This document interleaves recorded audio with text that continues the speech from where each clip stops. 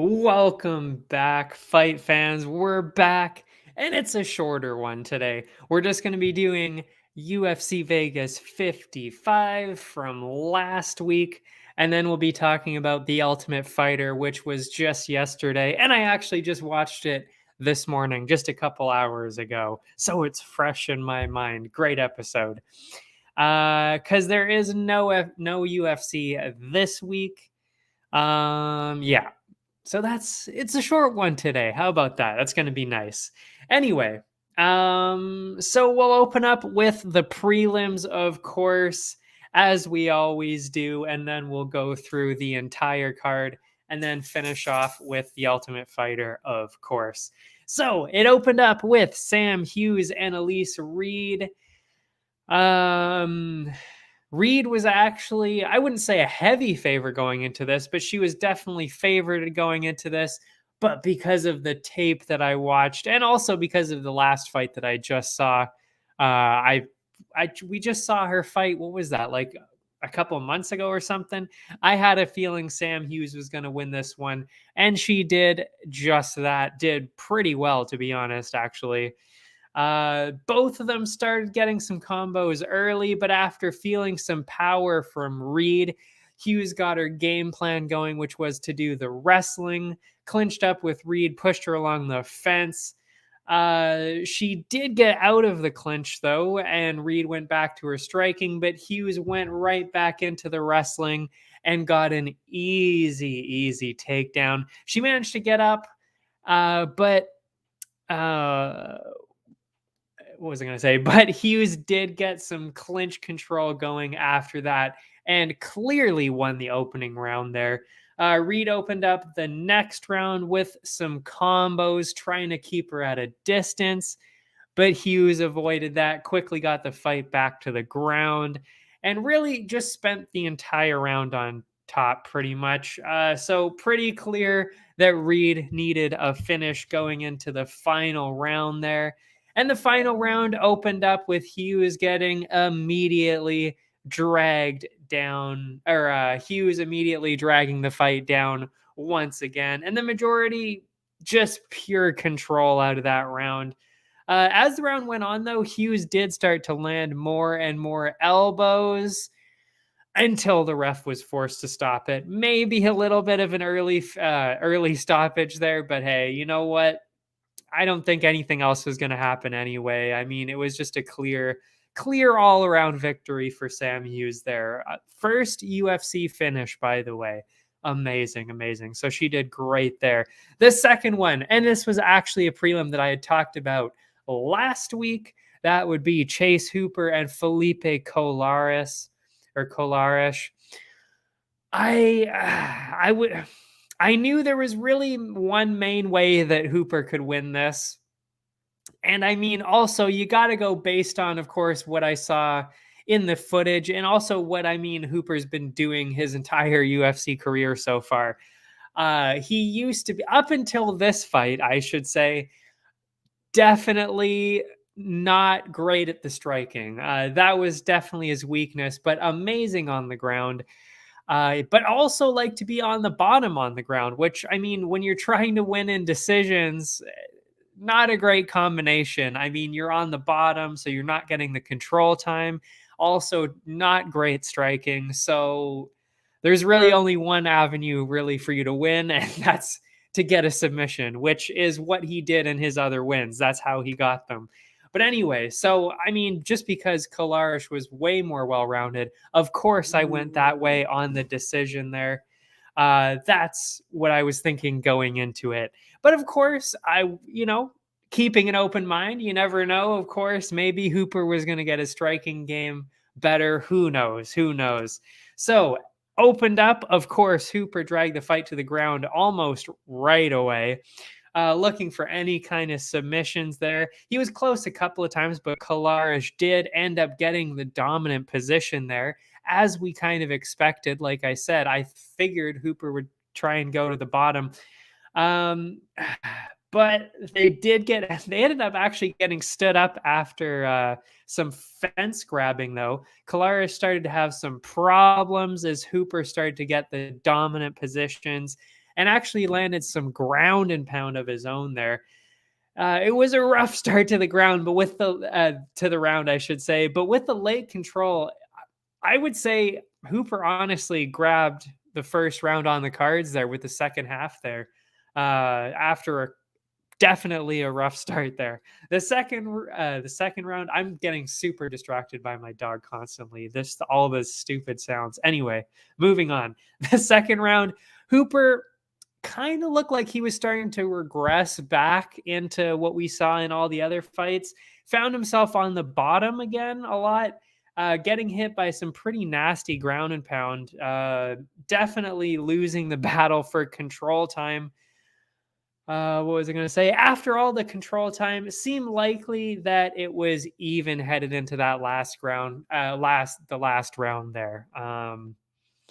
Yeah, but after all that action, though, it seemed like Kolares was a bit tired, actually, and that's when we started to see everything kind of shift there. Hooper took advantage of that, dragged the fight to the ground again, smothered Kolares from top position with submission attempts and ground and pound, and he just kept going at it over and over with elbows and punches, forcing the ref to stop it there. Hooper grabbing the win and finishing Kolares actually for the first time in his career. So, I mean, so much better. I mean, really, he did not look like the same fighter at all. Still, he was getting caught on the bottom again, and that, I guarantee you, that's if he doesn't fix that, that's gonna be a huge problem, because he's lucky that he didn't have somebody huge on top of him, or somebody that's way, way better than Kolares is, or else, I mean, he'd have some serious problems, especially with the ground and pound there. I mean, if you had somebody bigger just throwing the hammers down, that's not a good look, but he did get out of it this time. And like I said, he did look way improved. The striking, still not amazing. Definitely didn't look that great, but you know what? It's so much better. Seriously, so much better than it was in the last couple fights. So, I mean, he's getting better. Also looked more aggressive. Did better in controlling his opponent, especially considering Kolares is actually pretty good on the ground himself. So for Hooper to do all this, I mean, I'm impressed. I ended up giving him the most valuable fighter of the night for all those improvements, because that's what you want to see. He's super young and he's getting so much better, to the point where, I mean, he's obviously not ready for anybody ranked yet, of course, but if he keeps getting better over and over again with that kind of ground game, if he gets even a little bit of striking going, he's going to be very, very difficult to stop, especially since he is very, very big for the division.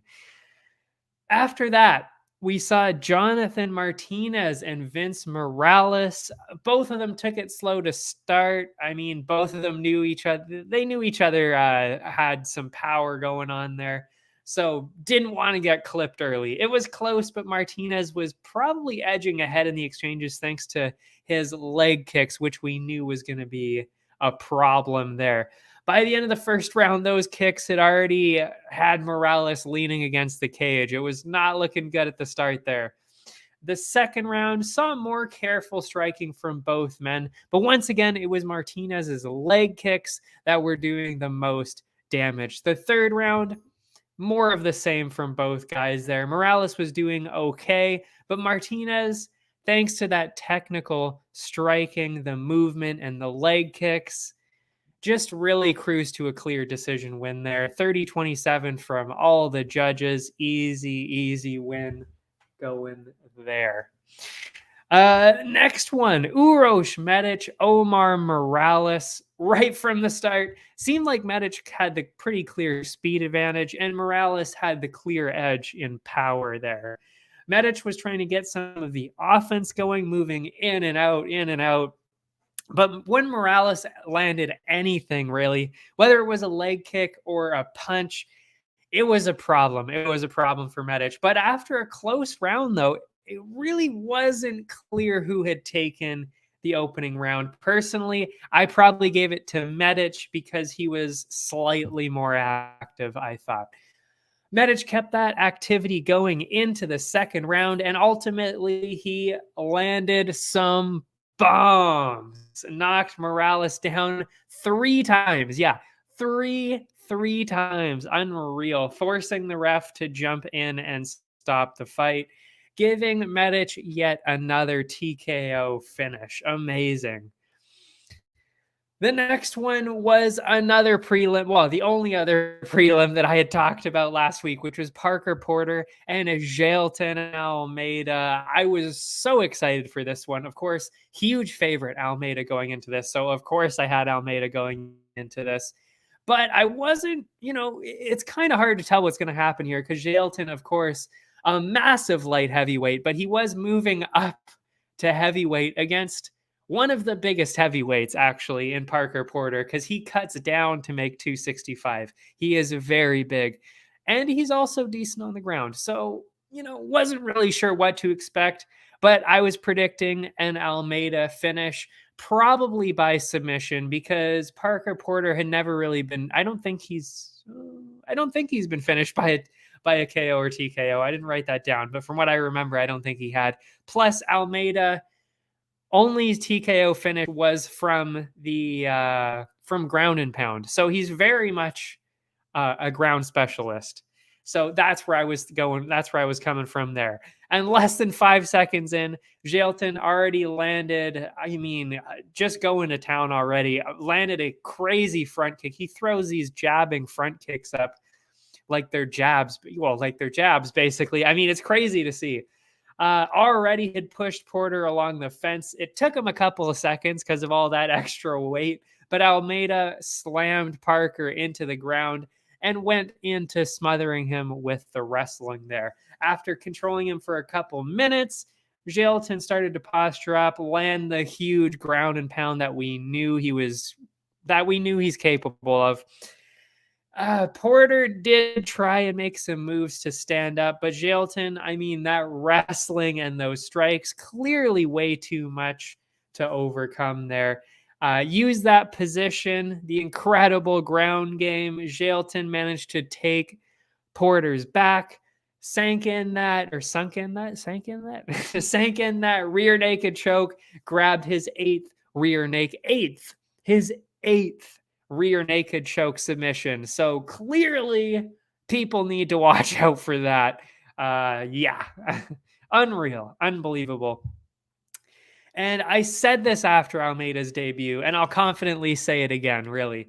Jailton, to me, is very much the future of the light heavyweight division. But after this fight, I mean, how could you really even deny that he's clearly capable of breaking into the top 15 in heavyweights as well? Because Porter was actually on the edge of the rankings, and he was really only one fight away from wow, why is there a pop-up right in my fucking face on the screen? Ridiculous. We're back. What was I saying? Yeah, I mean, he was on the edge of the rankings too. So, I mean, for Almeida to just dismantle Porter like this in the first round easily, and everybody knew he was going to do it too. To do that easily, I mean, he's clearly a contender in both weight divisions, but obviously better for him to focus on the light heavyweights, because I mean, when you get higher up the heavyweight rankings, I mean, he'll do fine, I'm sure, easily breaking into the top 10, guarantee it. Why is my dog being a moron? I think he would pretty easily break into the top 10, but as soon as he starts getting up, closer to the top 5 where the real heavy hitters come in, he could still compete for sure, but then he's going to start getting into the real power punchers, and I don't know if he can. We don't know. We don't know if he could stand up to that because he's never really faced that in anything that we've seen yet. But in the light heavyweights, I mean, to be honest, I don't think there's really any light heavyweight there, except for when you get up to like Magomed Ankalaev, that can really compete with him at all in the ground game, and he's just so big that you can't avoid it. That's what I think. That's what I think is the future for him here. Anyway, After that, it was the last prelim, Joseph Holmes, Alan Amidovsky. Amidovsky hasn't fought, I believe, since about 2018. Holmes, of course, a rookie. He fought for the first time, I want to say a couple months ago. I didn't write it down, but yeah, that was against Pickett, I believe, and he did fairly well in that. So I was going with Holmes on this. Of course, I didn't mention this last stream, but again, as always, I make picks every single time. But anyway, Amidovsky was the one pressuring early, letting loose his power and his UFC return. Used that forward pressure quite a bit to his advantage there. Holmes threw out a massive knee, though, straight up the middle, dropped Allen right to the canvas.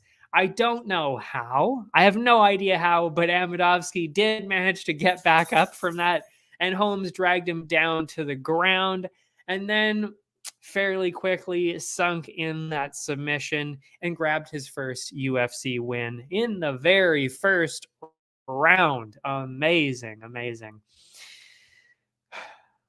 Next up, the main card. Eric Anders, Jun Young Park. I had Park by decision going into this because he's fought so many bigger guys at middleweight, and Eric Anders very much a big heavyweight, big middleweight. So since Park had done so well with that in the past, using his speed and his durability, I thought he was going to be able to do that once again and clinch the decision. Only 20 seconds into the fight, and Anders had his offense going, landed some significant strikes, clinching Park along the fence. Unlike his other fights, though, Park was really, really struggling with, wow, the fucking noise, Loki. Are you serious? Are you fucking kidding me? Wow. I should seriously start putting him in a different room. Only 20 seconds in. Oh, yeah, right.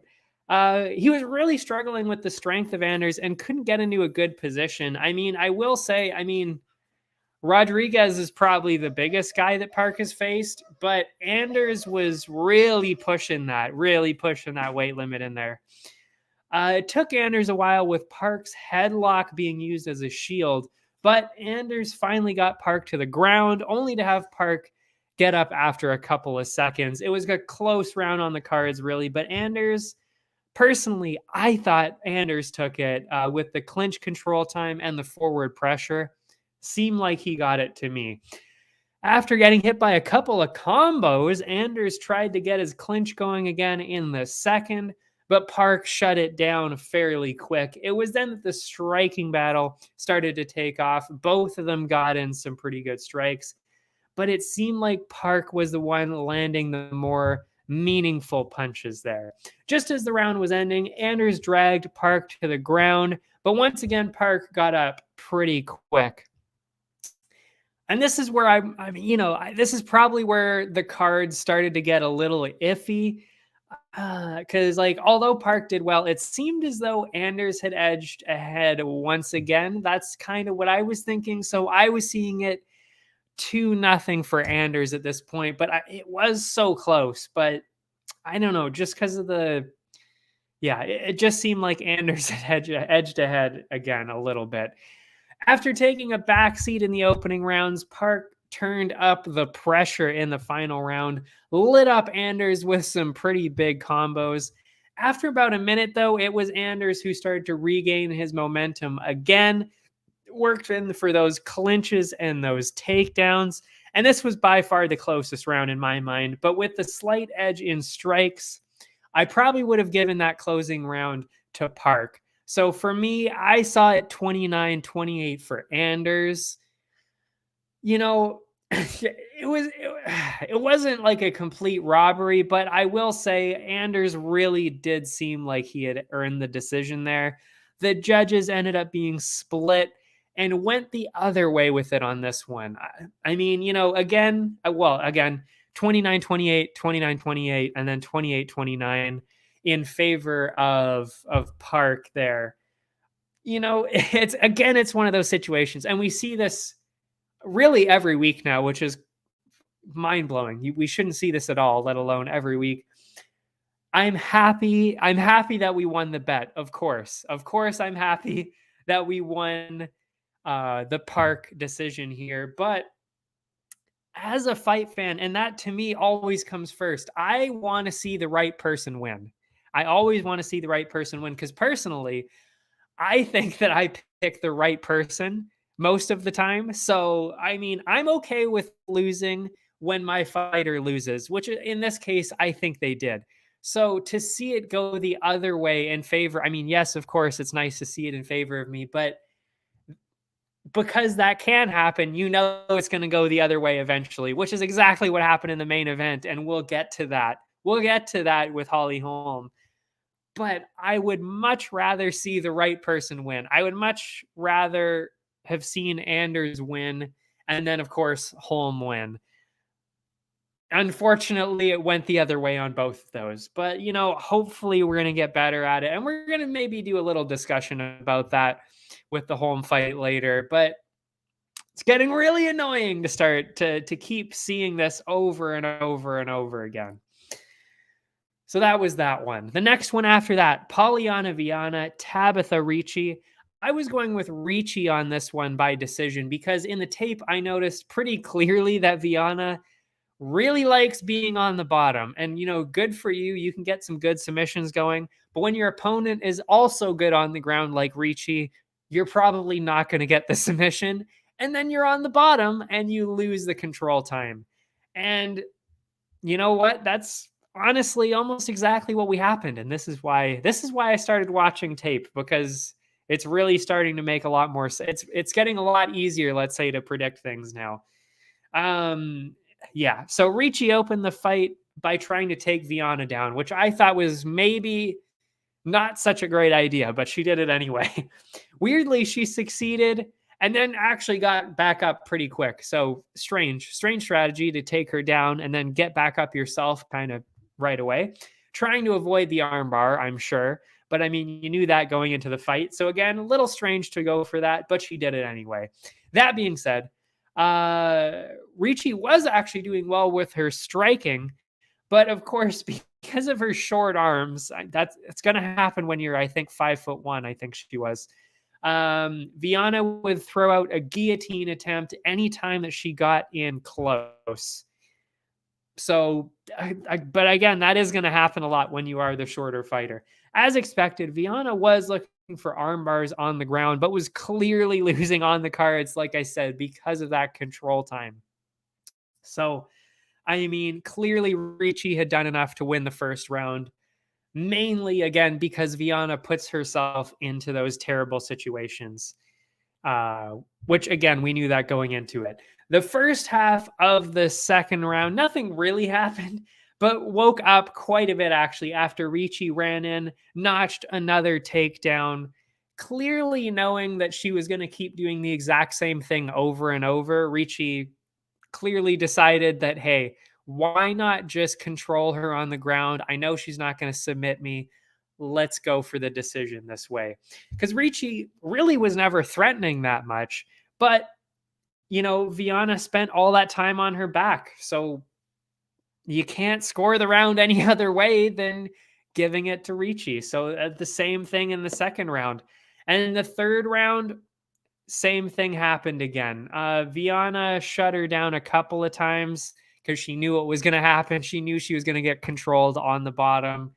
But eventually she was dragged down for the third round in a row. And really, that was it. I mean, you know, Viana spent the entire time on her back.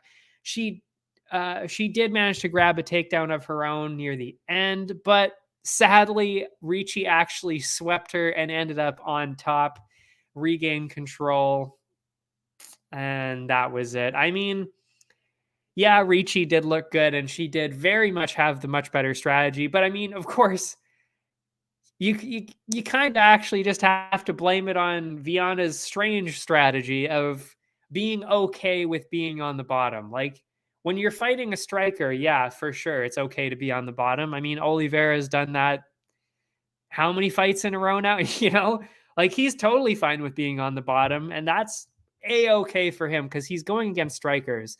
But you're not really going to see Oliveira probably do that when he goes against somebody like Islam. And there's a reason for that.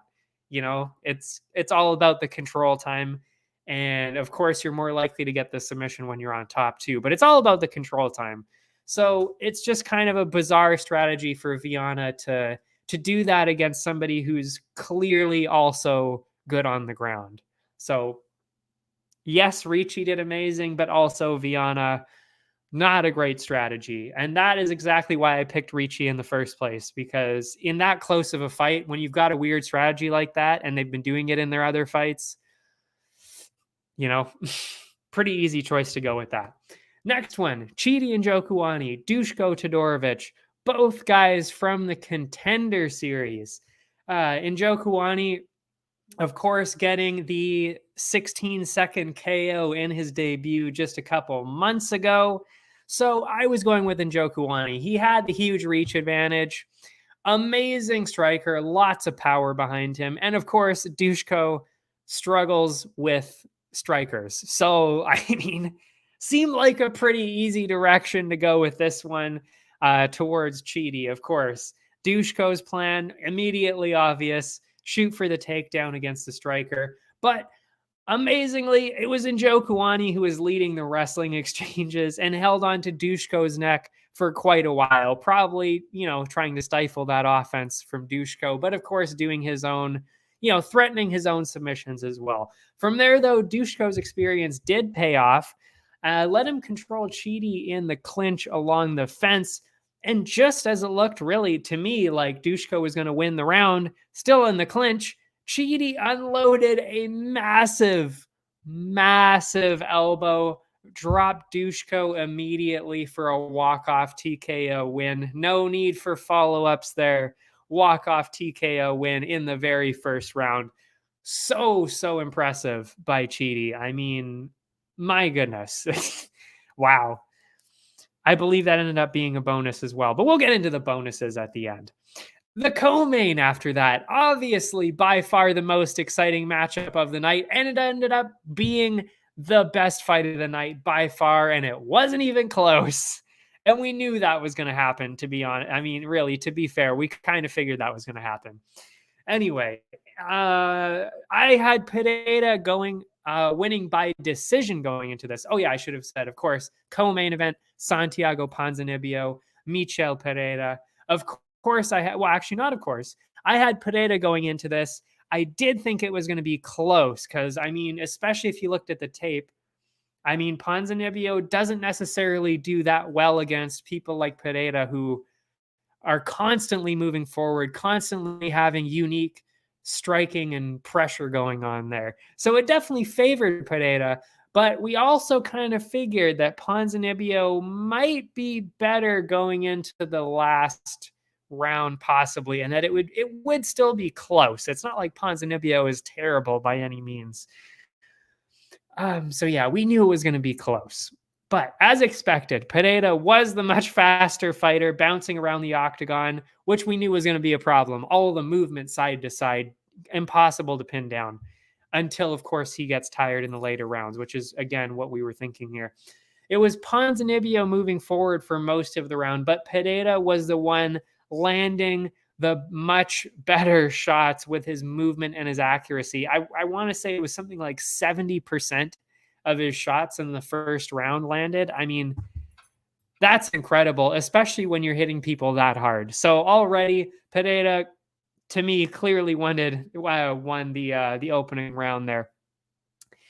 What was I going to say? After a few minutes of minimal action, because it was a little slow to start, Pereira was the one who landed first, landed a massive hook to stumble Ponzinibbio, and like I said, likely won that opening round on the cards. Pereira continued his striking dominance into the second round, lit him up with those combos all over the place, and the front kicks, jumping, bouncing around still all the way into the second. And he had Santiago. He had Santiago wobbling around the octagon. As the round went on, though, Ponzinibbio did start to land a couple of pretty big strikes and even snatched a late takedown as the round was closing. 6. Wow. Because of that late shift in momentum, there was a decent chance that it was 1-1 going into the final round. That's how I saw it, but I could have really seen it going either way on that one. But yeah, I had it tied going into the last one. Showing his cardio. I mean, Pereira may be criticized by his cardio in other fights, but in this time, I mean, he really still did look good. Still looked fairly fresh in the third. He wasn't bouncing around as much, but he still looked pretty good. But Pereira blitzed right at the start of the third round and had Santiago along the fence. From there, though, it seemed to be mostly Ponzinibbio landing the shots. But as it closed, just as we all hoped, they both let everything go, threw all the offense at each other. Whoops, I hit my mic there. Tried to impress the judges or get a finish there. So, of course, amazing end of the finish, just like we all thought. And just like we all hoped, really. After it was all done, I thought personally Pereira got the decision because of that last part, the late flurry there. I would say Pereira looked slightly better and landed the slightly bigger shots. So I was giving it to Pereira there because of that. But again, I mean, it was super, super close. So on this one, yes. Oh, yeah. And then, of course, the judges ended up scoring at 29-28, 30-27 for Pereira, and then a 29-28 for Ponzinibbio for that close split decision. Personally, I honestly wouldn't have said 30-27 at any point for sure. And I could have seen it 29-28 going either way. So this was a split decision that was very much okay with me. This is a split decision that makes a lot of sense, actually. Not like the other ones. We saw 2 other ones and they were terrible, those ones. But this one made sense as a split decision. So what's next? Pereira, quick to call out Masvidal and Nate Diaz, also actually asked about the potential of Wonder Boy. I mean, there's no doubt that these would all be great matchups, but there are problems with a couple of them.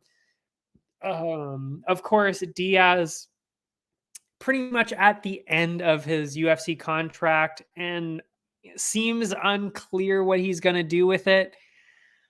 I don't think they're going to end it with a fight against Pereira. It seems like a weird kind of matchup. Like it's not enough hype behind it for a Diaz brother. I don't know. I mean, I know it would be a good fight and we'd all love to see that, but does it have enough hype? Does he have a big enough name for Diaz? I'm not really sure. And as for Masvidal, I mean, he's been going through all these law problems, of course, with the whole Colby incident. So it seems to be kind of unclear what's going to happen with Masvidal, but that would also, of course, be a good fight. Yeah, I mean, that striking would be unbelievable to watch. And then, of course, that just leaves Wonder Boy. And personally, I think that's actually probably the best matchup you could have, I would say, because they're both amazing strikers. They're both super unique. And both very entertaining. You're not going to see Thompson get wrestled against the cage, and you're not going to see Pereira, struggle like that either. You're going to see 2 strikers go at it for a brawl. They're both going to get into it. They're both going to go insane.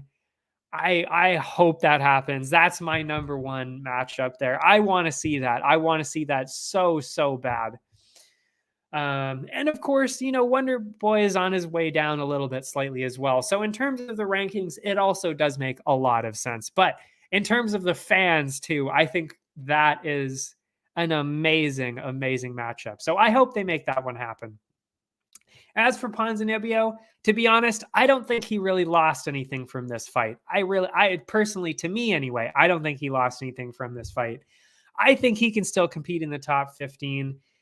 And I think he still deserves a matchup against somebody in the top 15. I think like Lee or Chiesa, they're both on their way down to, winner basically gets to keep that spot in the rankings. I didn't check the rankings, but I'm sure Ponzinibbio probably slipped out of the top 15. He's probably, 17, 18, 16, somewhere around there. So I really do think, though, that he can compete against them, and that, like I said, Lee or Chiesa would be great choices for that. That's what I think. Because, yeah, I don't think he really lost much out of this one. Finally, the main event, Holly Holm, Ketlin Vieira.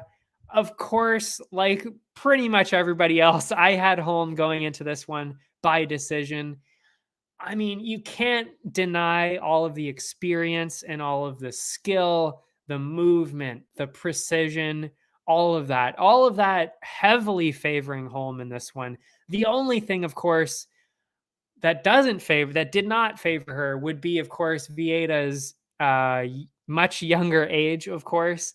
And it seemed like she also just tends to be bigger too. So, if she gets a good shot in, kind of like Nunes did, if she got a good shot in, that might not end up well for Holm. But the safer bet clearly was Holm on this one. They started off slow, but things started to pick up. Vieira shot in for a clinch along the fence. Interesting choice against somebody who always goes for a heavy clinch and who clearly dominates in the clinch on a regular basis. So very interesting strategy. Neither one of them was really gaining any momentum. Holm was controlling most of the clinch, but Vieira would switch it up every once in a while and land some quick knees. So it was pretty close, really. As expected, pretty slow round, but Holm, I thought, probably edged ahead thanks to the control time just a little bit. I mean, just barely. I would say she controlled that opening round. And just like the opening round, the second round also started off a little slow. Finally, Vieira managed to get some action going, landed a massive judo throw. My God, that was huge. Slammed Holm down on the ground. Massive slam. I mean, you gotta love those judo throws. My God. From there, Holm used her incredible skills to get back up. I mean, she's so good at getting back up. And that's, again, why we kind of figured it would favor Holm, because even if Vieira could get her down, Holm is so good at getting back up that, you can't really steal much momentum away from her because she just gets up and gets out of those situations so easily. Anyway, it seemed as though Holm was just going to lean her against the fence for the rest of the round, of course, as she always does, until out of nowhere, Vieira snuck in a deep standing guillotine under the chin that had Holm grasping at the fence, trying not to get finished. And seriously, I thought she was done. The commentators thought she was done. I mean, I don't know how she got out of it. Just pure will, essentially, because it was way under the chin, super deep, super hard, and she was standing up too. So, I mean, I have no idea how she got out of it, but she got out of it. Got out of it and survived the round, and continued the clinch dominance. I mean, yeah, thanks to that submission attempt, though, and the takedown, it seemed pretty clear that it was 1-1 at this point, of course, because Vieira should have, of course, edged ahead that round. Thanks to, like I said, I mean, when you've got a submission attempt that deep and you've got the takedown and all that, I mean, pretty clear round for Vieira there. As expected, Holm went straight into the clinch along the fence at the opening of the third. Vieira separated for a minute, got a couple of strikes in, but was ultimately dragged back into the clinch along the fence. Just as the round was ending, Vieira clipped Holm with a big one. But with all the control time, I mean, it seemed like Holm had edged ahead again, personally. I mean, like, again, you've got so much control time. When you've got that much control time, I mean, I just don't think that one shot can flip it like that. And this was the round. The third round, I checked the scorecards. I'm going to be posting them on Saturday because they're the worst judges cards of the month. But those were actually the round. That was actually the round that had the judges flipped. They were split on the third round. And it was probably because of that Vieira clipping her with a big one at the end. But again, with that much control time, it just doesn't make much sense as to how you could really score that for Vieira. But yeah, so I had it Holm 2-1 at that point. But as we will later find out, Vieira was ahead 2-1 at this point on 2 of the cards. After a fiery chat with her corner, my goodness, Vieira came into the 4th round much heavier, landed some combos and some pretty big shots. The biggest moment of the round, though, came after Holm knocked Ketlin down to the canvas with a massive body kick. Holm tried to get the clinch going, but for the first time in the fight, Vieira actually shut down the clinch and got back to the center of the octagon. After some more wild advice from her coach, Vieira came in heavy in the final round, threw out some huge combos, and even landed a big spinning elbow. From there, though, Holm went back to what she does best, the clinch along the fence. Vieira was doing much better avoiding and shutting down the clinch, but Holm was still doing a pretty good job of dragging her back into it. It was a close round, but Vieira's cardio started to let her down, let Holm take that final round. It was a pretty, like I said, it was a pretty razor thin fight, but when you look at the numbers after, and we're going to talk about that in a little bit. Well, we'll talk about it now, actually. She had 10 minutes of control time, mostly along the fence, of course, but 10 minutes of control time, and she had doubled the strikes of Ketlin Vieira, going, I believe it was almost 200 strikes to around 100 strikes for Vieira. So, when you've got 10 minutes of control time, plus you've got double the strikes, and it seemed like, at least 3 of those rounds, Holm had won with that control and those strikes and the activity, I should say. It just seemed hard to believe that Holm was going to lose the fight there. And yeah, when you got to the cards, it ended up being split once again, the third time in one night. I mean, seriously. 48-47, 48-47 for Vieira, and then 48-47 for Holm. So 2 judges to 1 there for Ketlin Vieira. Yeah, I don't know. I mean, we've heard already. There's, I don't know. You might have not. Y'all might not have heard, but they are doing a lot of like a judging conference or something like that. Cormier's going.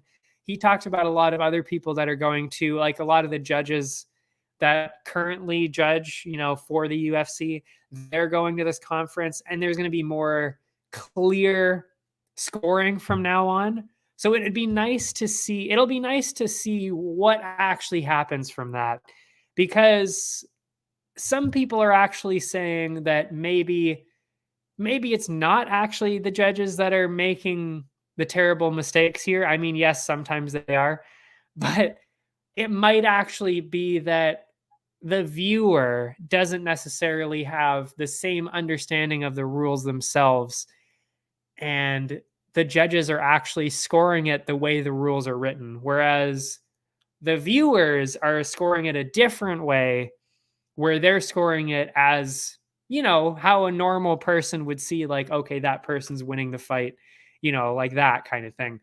And I see that. I understand what they're saying, but at the same time, when it seems pretty clear that somebody's winning the fight, maybe the rules should reflect that. Maybe the rules on the scoring should reflect that more.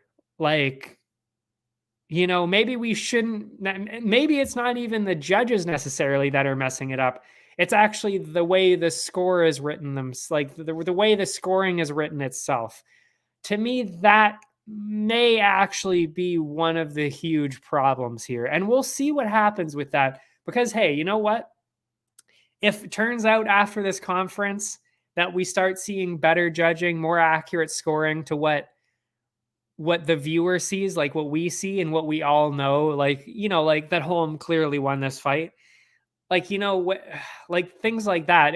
If we see more often that things are going the right way and we see less split decisions, less terrible decisions, then, we'll drop the conversation. We won't even have to talk about it anymore and it's fine. But I gotta think that it's also partially the way, like I said, that the scoring is written.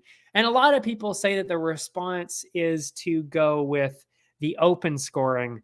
And at first, it does seem like a good idea, and there aren't too many reasons why.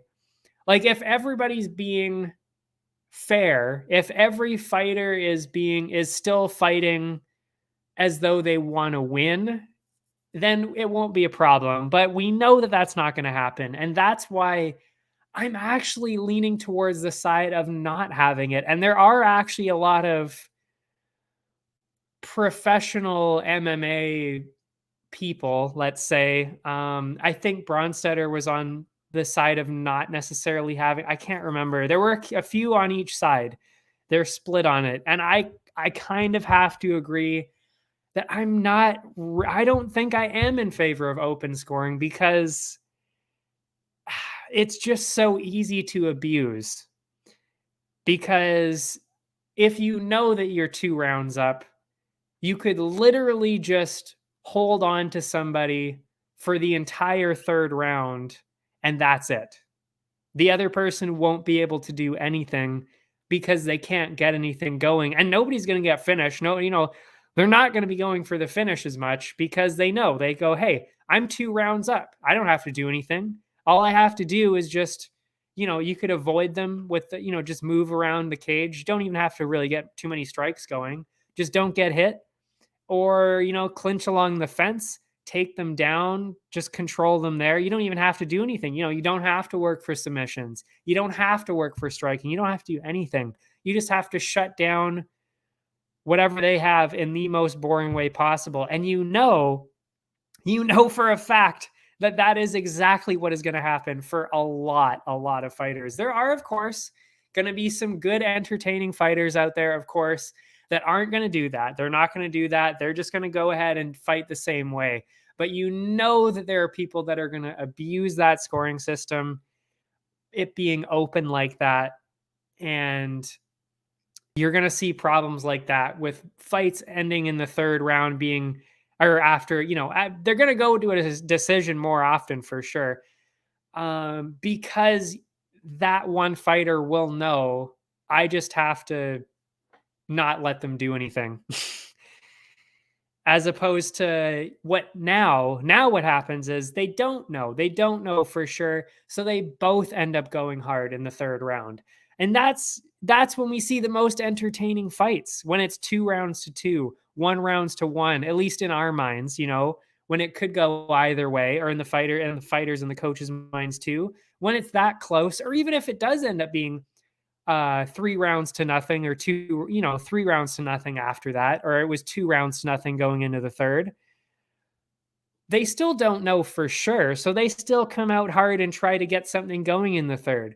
But if you get the open scoring going, that's just going to go away. You're not going to see that as much. And you're going to see really boring 3rd rounds constantly and just go to a decision. And then you're going to know that person won. That person won 29-28, or they won 30-27 because they just shut down everything the other person had, made it super, super boring. And that's, not even just as a professional, but as a UFC, an MMA enthusiast, that I want to see people fighting. Everybody wants to see it. We all want to see the fights. So as an MMA fan, you need to think of that part of it. And, I just can't support the open scoring specifically because of that. I will say, though, I think that, it might make the betting more predictable. It might make the betting more predictable because Yeah, because those top fighters, like, I mean, are you kidding me? Like that title fight with Rose and Carla, that never would have happened. If Rose saw that she was down a couple of rounds there, or if it was even close, she would have came out hard. She would have came out hard and kept going, and she would have definitely won that fight. I mean, she definitely would have, because she was clearly the better fighter. But so there you kind of see the one, like, oh, it would have been better in that scenario. But for the most part, like I said, what you're going to keep seeing is people just shutting down every kind of offense in the third. And you're just going to see a boring end of the fight every single time. So I don't know. Like I just personally, I don't like the open scoring, but just because of that. But yeah, so I mean, it'll be interesting to see what they do. Who knows? Who knows what's going to happen from it? I just hope that it goes the right way. I just hope that after everything that happens, whatever they fix, whatever they do, that we're just going to see scoring that goes the right way. And, that's it. So that, well, I mean, also, of course, just as a bettor, I mean, I don't want to lose bets because judges are idiots, because that's what's been happening the past 3 weeks. I've been losing my bets because the judges seem to be blind and picking the wrong people. So yeah, obviously we want that to end, but it'll be very interesting to see what happens from all this. I don't know. Before we go, we'll do a quick recap of episode 4 of The Ultimate Fighter, and then we're gonna call it a night. That's it for me after that, because like I said, there's no UFC this week. So this one, we saw the ladies. It was originally supposed to be Chantel Coates from Team Peña and Brogan Walker from Team Nunes. And we talked about this at the end of not actually at the end of the last episode, but we talked about this in the last broadcast. Coates, because of a recent bout of COVID, and then, of course, the tragic miscarriage, really struggling with her weight at the start of the week. Sitting at 150 pounds, she said, anyway. And before the week even started, Peña came into the house and weighed Coates, and she was 155 pounds. They talked about it a lot. They let her, they thought about it overnight and said, hey, try your best, and we're going to come in tomorrow and see where you're at, and then we'll discuss it from there. She ended up coming in at 148 pounds the next morning, which is incredible. I don't even know how you lose 7 pounds overnight like that. But, she still would have had to lose about, I think they said 26 pounds. Oh, it was about 24 pounds she'd still have to lose. And the coaches just couldn't let her continue. I mean, it's just not safe at that point. And I totally agree. I mean, seriously. Especially, they were even saying, especially for women, it is a lot harder to cut weight. And especially, of course, with all those other health things going on too, 20 pounds, even 20 pounds too much. She even said herself, she's never done a huge weight cut. And the most she'd ever done was 10 pounds. So you got to think that, 15 pounds is even too much, but to go to 20, 24 pounds, just, that's just outside the realm of possibility there. So sadly, she did have to leave. Coates had to leave the show there. And instead they brought in somebody that, we'll talk about that after. Also, at the same time, it was revealed that Brogan Walker from Team Nunes was also having some problems. She injured her knee. The doctor did check it out. Apparently it was all good, just a minor injury, and she was okay to train and to fight. But as a replacement for Coates, Peña actually knew somebody from the regional scene. Laura Gallardo came in to take the spot of Coates. Funny enough, actually, it was revealed that Laura had actually won a split decision over one of her new Team Peña teammates, Peralta. Actually, well, of course, Peralta did end up losing in the second week of the show, but still teammates. They do still fight together, work out together, which Peralta said was bullshit. But anyway, moving on. Seemed as though she was going to walk in and simply replace Coates in her matchup against Walker. But Nunes had some other plans because it was still Amanda Nunes' week to pick the fight. So instead of putting in her injured fighter, Walker, she switched it up, asked her team who wanted to fight, and Catherine Poprocki jumped in enthusiastically, I might add, to take the late notice fight against the alternate. Now I forgot the name. I know it's Laura Gallardo. There it is. Yeah, Laura Gallardo. Gallardo might have been that late replacement, but I mean, they showed the training, of course. And honestly, she could have easily made that opening lineup. I mean, especially since you got to remember, too, she did win the split decision over somebody who was already on the show. So she clearly did deserve a spot already as it is. The game plan for her was very clear. She's a wrestler, so she had to get in close and use her wrestling. Poprocki, the opposite, really. Oh, and she also had the interesting story of actually having a stutter since she was a child. You don't actually normally see that in adults too much, especially not that pronounced. I mean, sure, it wasn't really that obvious most of the time because she was just talking normally most of the time. But then, of course, she'd have a stutter here and there. Oh, there was something on the ground there. Anyway, unusual, but of course, that doesn't affect anything, of course. It's just an interesting fact. And she is also actually a mother from Colorado that owns her own MMA gym, which is very impressive. And thanks to all that gym time, apparently she trains about 4 hours a day, thanks to that, and usually with her husband. So very much fit enough to do this. Very much the athletic fighter. And in order to combat that wrestling game plan from Gallardo, Poprocki's plan was clearly to make it a wild stand-up brawl and avoid the wrestling there. The fight opened. Oh, wow. A huge typo. The fight opened just as Gallardo planned with a quick clinch along the fence, leading to a short takedown on the canvas. Poprocki did get up pretty quickly there, but was still getting pinned along the fence. And even though she did manage to get off of the fence, Catherine couldn't really get off a whole lot of offense.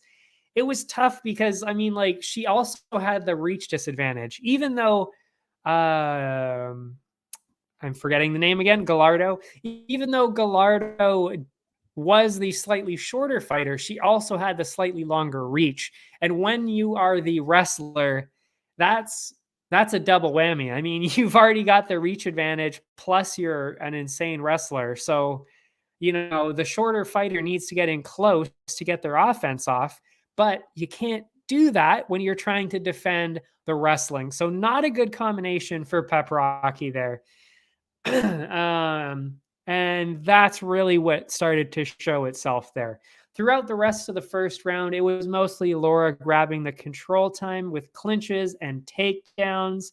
And then Poprocki would get off some combos, but of course, because she was in close, that led to Gallardo getting in some more control time. And the second round, there was some striking there to start, which was good.